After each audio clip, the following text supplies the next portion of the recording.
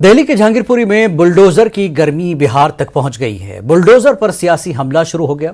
एक तरफ जहां तेजस्वी यादव और तेज प्रताप यादव ने बीजेपी पर हमला किया, तो वहीं बीजेपी ने भी जवाबी हमला किया। तेजस्वी यादव ने कहा कि मोदी सरकार की यह बहुत बड़ी नाकामी है और इससे मुल्क का नाम बदनाम हो रहा है। बाई इलेक्शन में करारी हार बीजेपी के अनेक राज्यों में होती है, उसके बाद जो है इस तरह की घटना को अंजाम दिया जाता है। कुछ लोग समाज में दया के पात्र होते हैं, जो ज्ञान के अभाव में कुछ भी अनाप शनाप बकते रहते हैं। प्रधानमंत्री जी भले किसी दल से जुड़े हों, पर वो सबके प्रधानमंत्री है, सबके लिए आदरणीय है, सबके लिए माननीय है। हमारे नेता माननीय विधायक श्री तेज प्रताप जी ने बिल्कुल सही बात कही है। अभी तो माननीय न्यायालय ने भी इस पर रोक लगाई थी। मरकजी वजीर गिरिराज सिंह ने कहा कि मुल्क में लाजवाल समाजी हम आहंगी को खराब करने की कोशिशें की जा रही है और ऐसे माहौल में एनआरसी कानून लाना जरूरी है। जो माहौल क्रिएट किया है दिल्ली के जहांगीरपुर के इशू को लेकर के, क्या ये सच नहीं है कि ये वही लोग हैं जो कभी सीएए के नाम पर देश में एक विरोध का झंडा उठाने का काम किया, उसके पहले राम जन्मभूमि के नाम पर। सबसे बड़ी जरूरी चीज है कि आज देश के अंदर एनआरसी कानून लानी चाहिए और एनआरसी कानून ला करके पूरे दुनिया में हर देश का अपना एक पहचान पत्र है, भारत में भी होनी चाहिए।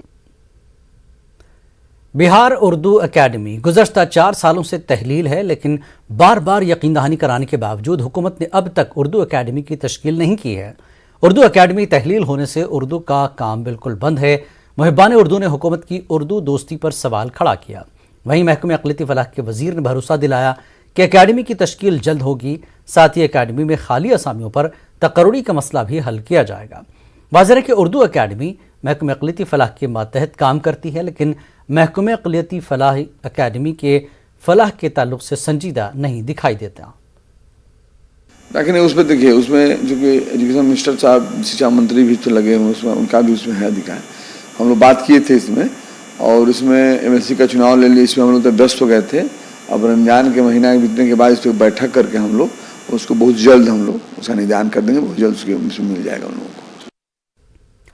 और अब बात उस गांव की जहां हर तरफ हरियाली है, हर तरफ खुशियां हैं, लेकिन इस गांव में बेटी की शादी नहीं होती। कोई इस गांव में रिश्ता जोड़ना नहीं चाहता।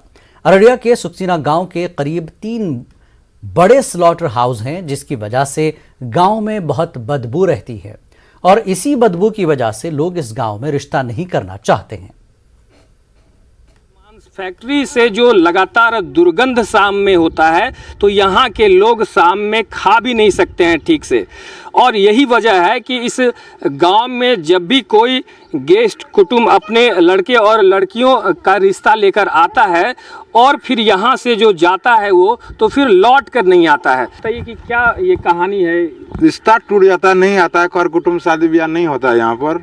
बोलता है कि बहुत गंदगी है, पानी पीने के लायक नहीं है, बहुत जगह से आता है, कम से कम 5 बजे 6 बजे जो है घूर के चले गए आदमी, शादी ब्याह नहीं होता है यहाँ। इस बुलेटिन में फिलहाल इतना ही। आदाब।